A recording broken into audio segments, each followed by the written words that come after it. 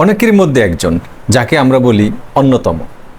তেমনটা অনেকেই হতে চান, কিন্তু চাইলে কি সব হয়? হ্যাঁ, চাইলেই হয়, কিন্তু চাইতে হবে চাওয়ার মতো করে। এমন কিছু আচরণ বা অভ্যাস আছে যা হয়তো খুবই সাধারণ, কিন্তু আমরা চর্চা করি না।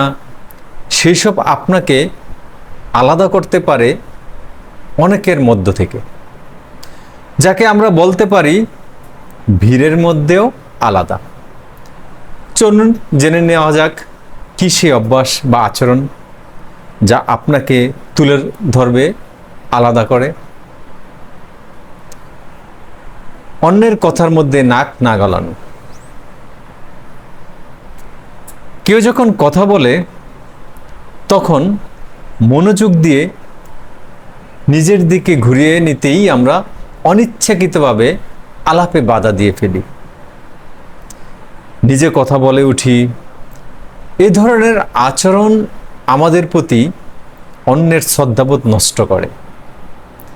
এই জন্য অন্যকে কথা বলার সুযোগ দিতে হবে, নিজে বেশি না বলে অন্যকে বরং জায়গা দিতে হবে।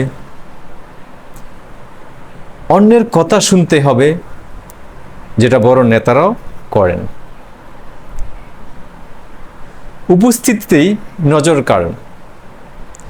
যে কোনো স্থানে আপনার উপস্থিতি আলাদা করে বুঝিয়ে দিন। সামান্য ব্যতিক্রমী হলেও কিছু করুন। এর মানে এই নয় যে আপনি মানুষের মনোযোগ আকর্ষণের জন্য হাস্যকর অদ্ভুত কোনো আচরণ করবেন অথবা অদ্ভুত ধরনের পোশাক পরবেন। তাই এমন কিছু করুন বা পড়ুন যাতে ভিড়ের মধ্যেও আপনার উপস্থিতি আলাদাভাবে নজর কাড়ে।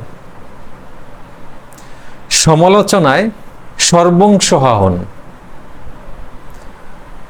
সমালোচনা হাসি মুখে সামাল দিতে পারলে মানুষ দিন শেষে আপনার হাসি মুখটাই মনে রাখবে।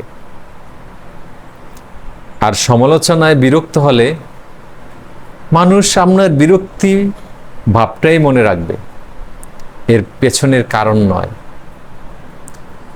সমালোচনা সহ্য করার এই গুণ আপনাকে আরো আকর্ষণীয় করে তুলবে। শরীর যেখানে মনও সেখানে।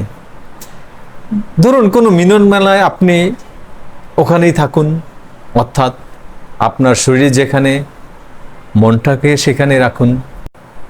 আপনার সামনের মানুষটাকেই সবচেয়ে বেশি গুরুত্ব দিন, তার কথাই সবচেয়ে মনোযোগ দিয়ে শুনুন। আপনার এই মনোযোগ মানুষকে আপনার প্রতি আরো মনোযোগী করবে। আপনার শরীর ও মনের এই যৌথ উপস্থিতি আপনাকে অন্যের তুলনায় গুরুত্বপূর্ণই করবে। বেশি ভালো ভালো নয়। কথায় বলে বেশি ভালো ভালো নয়, এটা মাথায় রাখুন। সবসময় অতিরিক্ত ভালো মানুষই দেখাবেন না, মাঝে মধ্যে খারাপও হন।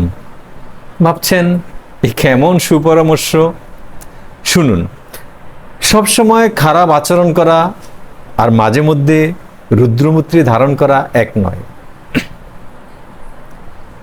আপনাকে যে চাইলেই ব্যবহার করা যায় না, সেটাও লোকজনকে বুঝতে দিতে হবে। আর জানেনই তো, যাকে চাইলেই পাওয়া যায়, অর্থাৎ যার সরবরাহ বেশি, তার চাহিদাও কম। ধন্যবাদ সবাইকে। আমার কথাগুলি যদি আপনাদের ভালো লাগে, আমার পেজটিকে ফলো দিন, লাইক শেয়ার কমেন্ট করে আমার পাশে থাকুন। আল্লাহ হাফেজ।